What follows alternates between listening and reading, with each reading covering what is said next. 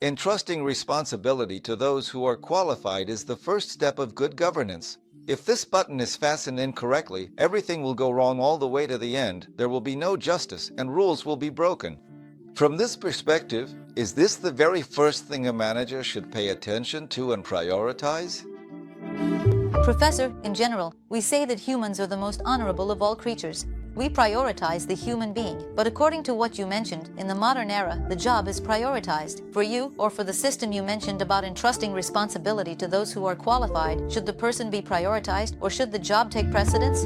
In today's modern states, the loyalty of public employees and administrators is to the law. If they do not show loyalty to the law, if they do not fulfill the duties and responsibilities defined by their position adequately, or if they do not act in accordance with the established procedures, then they are held accountable through the procedures determined by the law. Istanbul.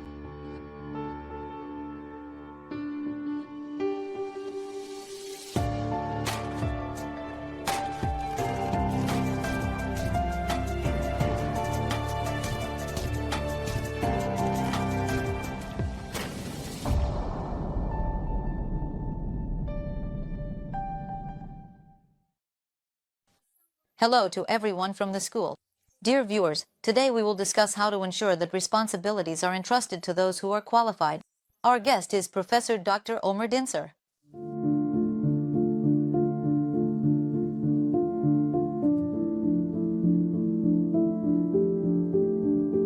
Welcome, Professor. Thank you very much. Thank you. How are you? I'm well, thank God. How are you? Thank you, I'm well, Professor. We're together again. I'm pleased. So are we, Professor. Thank you for coming as well. Professor, in our previous programs, we talked with you about what it means to entrust responsibility to those who are qualified. Today, we want to go into a bit more detail on this topic. Actually, we want to dig a little deeper. We want to discuss how to ensure that responsibilities are given to those who are qualified, and what this looks like in practice. If you like, let's start by defining it again for our viewers. What does trust mean, and what does it mean to entrust it to those who are qualified? How do you define these terms? Let this be a very brief reminder, at least. As you know, when you talk about entrusting responsibility to those who are qualified, you use two main concepts. One of these is trust, amana, and the other is competence, aliyet. The concept of trust actually means something that is left with or given to someone trustworthy. In other words, what is being left there isn't what's important. The main thing is that the person you entrust it to is trustworthy. From this perspective, in the traditional world, trust was mostly used to refer to public duty, and it was described as a trust regardless of whether it was the duty performed by the highest ruler or by the lowest official. And honestly, this is an accurate definition. Because when it comes to trust, it's not so much the value of what you leave as a trust, but rather the person who receives it and won't let it go to waste that matters.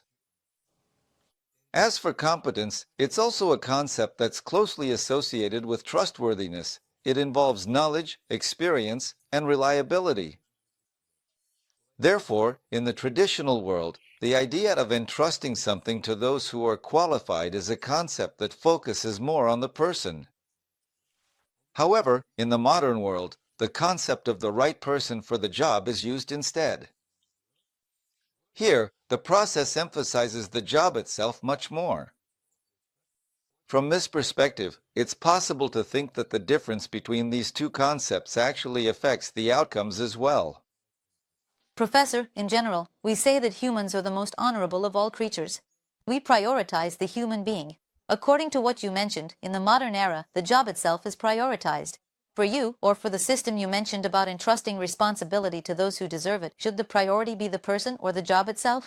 Of course, here we can actually expand on this a bit more by referring back to the concepts we just discussed.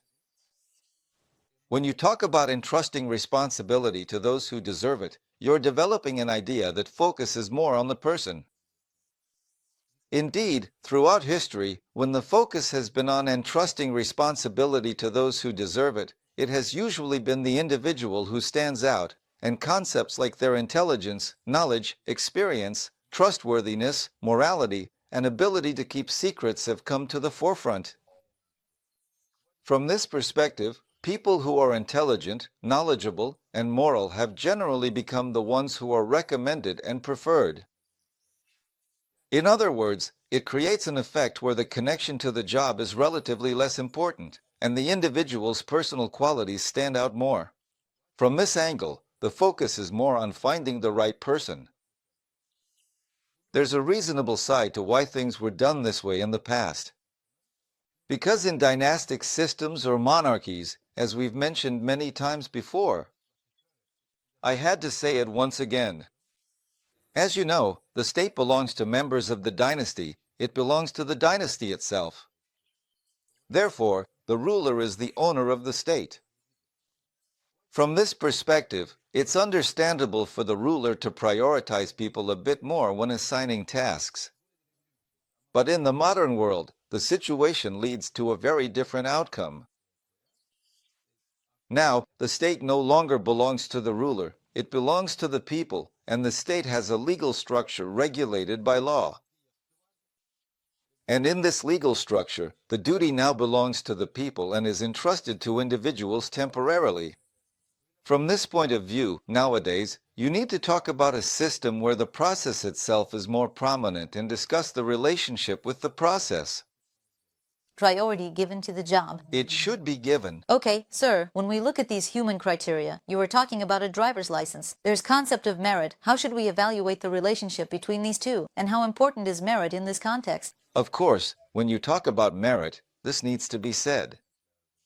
If you're talking about competence based on the job, you're referring to a person's knowledge, skills, and experience related to the job. In other words, if you want to use a more macro concept, we can call this human capital. But when you talk about merit, you're not just referring to the compatibility between the person and the job, but also to the harmony with the environment you're in, your colleagues, and, the surrounding context as well. So, a person's relationships with others, adherence to organizational discipline, performing their job successfully, and fulfilling their role within hierarchical relationships all start to take on a more social quality. From this perspective, we are actually talking about social capital.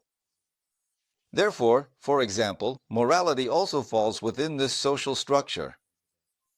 From this point of view, we are expressing the harmonious integration of human capital and social capital as a whole. Indeed, in traditional times, for example, when it comes to entrusting something to those who are qualified, the social perspective is emphasized more, and there is less connection made to the job itself or the qualifications of the person.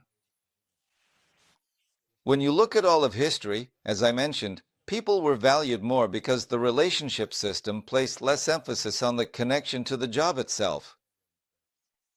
Today, the job itself takes center stage, because accomplishing the task is what matters. To achieve this, job descriptions, for example, have become a topic that is discussed much more in terms of ideas. However, when you look at the concept of trust, it was seen as a public duty and was almost left at that.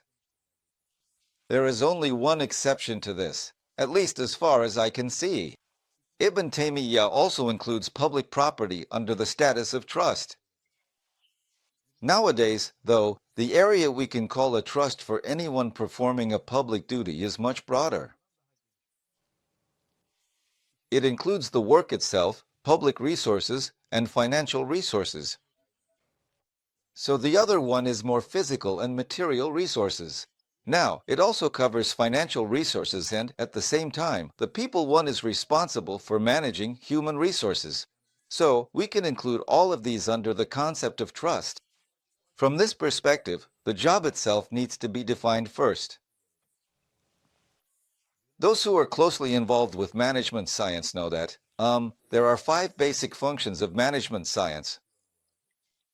The processes of assigning the job to the right person or hiring someone suitable for the job are closely related to the planning and organizing functions. During the planning process, the objective to be achieved is set out. What are the activities to be carried out, the tasks to be done in order to achieve that objective? Those are determined. In the organizing phase, first and foremost, each individual task and process is defined. These are then grouped together according to their nature. Because if you assign a task or process to one person, there might be a situation where they finish it quickly and end up with nothing to do for the rest of the time. Or if you assign a task or process to someone, it might be structured in such a way that even if they work all day, they still can't finish it. To balance these situations, tasks that have been defined and can be done by one person are grouped together, provided they are of a similar nature and assigned in harmony with that person.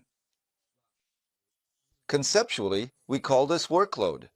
A person's workload is the amount of work that they are capable of handling.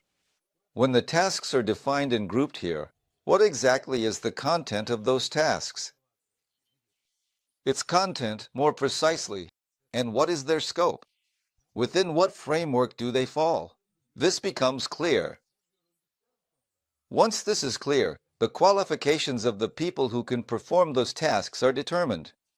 We call these job requirements. We call them job requirements. Therefore, for example, one of the fundamental concepts emphasized in modern management science is the concept of job requirements. There, we look at what knowledge, experience, and social skills people need to have in order to perform that job. What about management ability or decision-making skills? What are those? These are identified, and in this way, first and foremost, a profile of the person who will do the job is created. From this perspective, the job itself comes first as a process. Yes, actually, it seems like a very complex and challenging process that requires a lot of careful consideration, Professor. So, Professor, when we look at it in the context of people and work, how should we view the concept of loyalty? I mean, what does loyalty mean for us here? Now, maybe we need to make a connection by looking back at the past again. In the traditional era, it's possible to say that loyalty was an important concept. But of course, loyalty is still very important today as well. But in the traditional era, loyalty was mostly directed toward the ruler. Because, as we just mentioned, the owner of the state is the one who appointed him. Therefore, the continuity of the state's ownership is more evident through the loyalty of those appointed by him. This loyalty also results in obedience or allegiance to him. In the modern world, however, loyalty is not directed toward a person. As we just mentioned again, we talked about a state that has a legal entity. A state structure defined by laws and regulations. If you're talking about a legal entity, then loyalty to the laws that define it becomes prominent. From this perspective, in today's modern states, the loyalty of public employees and administrators is to the law. If they do not show loyalty to the law, if they do not adequately fulfill the duties and responsibilities defined by their position, or if they do not act in accordance with the established procedures, then they are held accountable through the procedures set by that same law. From this perspective, in the traditional world, loyalty was directed toward individuals, although, of course, not exclusively. There were undoubtedly certain laws or regulations that defined the conditions of allegiance or obedience there as well. I don't mean to say that they were completely absent. I'm talking about what took precedence. Nowadays, however, it is important to emphasize that this loyalty and obedience is to the law. Yes, here we can clearly see the transformation. In fact, we can observe both the transformation of the work itself and the transformation of people's loyalty.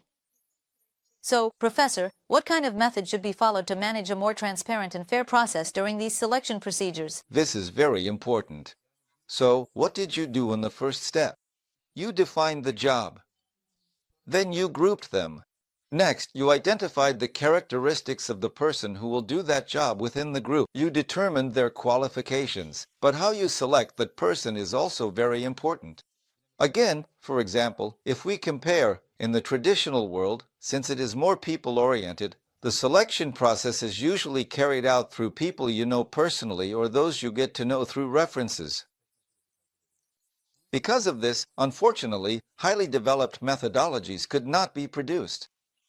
Nowadays, however, very detailed methods have been developed to select people who fit those defined job characteristics and requirements. For example, exam systems. Indeed, today in public bureaucracy, exams and interviews are conducted. For instance, especially at management levels, case analyses are used. If you are going to select a manager, for example, you present a sample case that reflects the conditions of that organization and observe how the potential managers discuss it, identify their past experiences and achievements in previous organizations, and review their educational backgrounds. In fact, nowadays, if someone is directly in the business world, for example, if they are going to operate a milling machine or a lathe, there are technical methods to determine their hand-eye coordination skills. Or, psychotechnical tests have been developed related to a person's psychology, social adaptability, or social personality. From this perspective, if you really want to choose someone who is suitable for the job, you first accept applications that meet the requirements of that job. In other words, you look at their CV.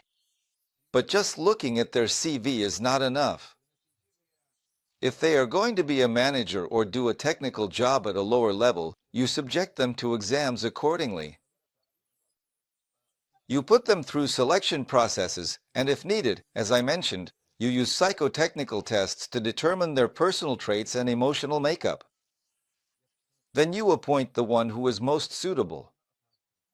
In fact, despite all these selection and evaluation processes, there are two other factors that can be even more influential. One of these is intuition. The intuition of managers. Often, even when everything seems appropriate, as a manager, you can sense from the gestures and facial expressions of the person sitting across from you, from the way they sit and stand, from how they approach an issue, whether or not they will be able to work harmoniously with you. More importantly, after all these selection processes, you put them through a trial period. So, let's say as a manager, if someone has been in a lower level position for a year or a year and a half, you might test people for a month or 3 months before making their appointment. As you can see, we're talking about a very detailed and sensitive process. Yes, that's exactly what I was going to ask, actually, Professor. So, is entrusting the responsibility to the right person just the beginning, or does the process end after the job description is made, the person is selected transparently and fairly, and the responsibility is handed over to the right person? Or should those tasks be monitored, and should the process of follow-up and planning for business development continue? Actually, that's a very good question, but I'm going to draw your attention to one more detail, and that's this. If you notice, when you look into the relationship between work and people, I've always tried to explain things with an approach that prioritizes the work itself. This also means the following. You know, under normal circumstances, if you prioritize the work, then a person's political stance, ideology, beliefs, or hometown connections all come second. Because suitability for the job and its requirements is the primary condition. Once this primary condition is met, the other characteristics of individuals become secondary. For example, the Prophet's decision to entrust the keys of the Kaaba to the family of Abu Talha is a great example that really emphasizes this point. Similarly, there are also criticisms about how, during the Ottoman era, especially in the Janissary Corps, many recruits were of Balkan origin or were taken from Christian families. But actually, that wasn't really an issue for that time period. Since the concept of the nation-state or the ideas of nationalism only emerged after the French Revolution, there weren't any ethnic or religious divisions like that back then. Shared social interests were what mattered most. For example, in the Ottoman Empire, the Janissaries had very detailed selection processes. They would be recruited and brought in through the Devshirme system. Those who were inexperienced would be trained by someone else. Then, after passing certain exams, they would be selected and taken into training. After completing this educational process, there is a training to become a statesman. They could then become janissaries, pashas, viziers, and so on. Throughout all these processes, for example, the rules regarding the Janissary Corps were never changed. That's why the Janissary Corps was so successful, because the job was given to those who were truly qualified. During the reign of Sultan Mehmed the Conqueror, an interesting event took place. For example, at the circumcision ceremony of Mehmed's son, teams from all over the world came to perform shows. A troupe of acrobats also came from Egypt and put on very impressive performances. The public shows great interest. The Sultan is also curious and invites them. He meets with the visiting troupe. Then he lets his guard down for a moment. He says, "Ask for whatever you wish from me." They make a request that seems impossible. They say, "Well, we would like to join the Janissary Corps." However, Muslims and Turks have no chance of joining the Janissary Corps.